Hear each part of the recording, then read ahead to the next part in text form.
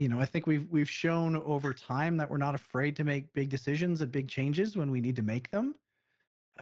2025 is kind of a transition year for us of that, moving away from dropping one big chapter every year and trying to split that out over the course of multiple updates so that there's story content for everybody throughout the course of the year instead of only in June.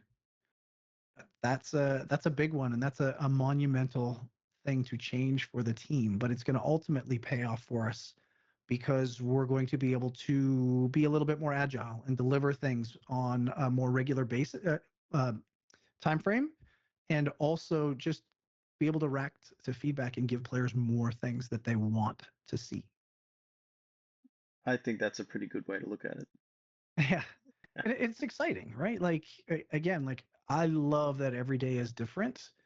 And while some players have said the last few years have been a little formulaic in terms of how we tell stories and kind of doing the same thing, we're changing that. And we have big plans, and you're starting to see some of those take shape in, like, we probably never would have done subclassing um, if we didn't think we needed to change, and we need to change, right? We need to do something different. And so this is one of those things. Like, we're gonna do something crazy and see what happens.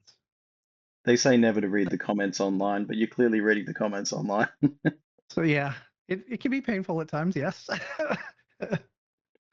But I mean, again, we wouldn't be here today if we didn't read those comments and if we didn't listen to the community, if we didn't participate and do all the things that we do. Sometimes it is absolutely soul crushing to read that kind of stuff. But in general, people aren't going to take the time to complain about something if they're not passionate about it, if they don't love the thing. They just want to make it better and it to be better. And so when you go in with that mindset, it's sometimes a little easier to read some of those very critical comments. As long as they're not attacking, it's fine, right?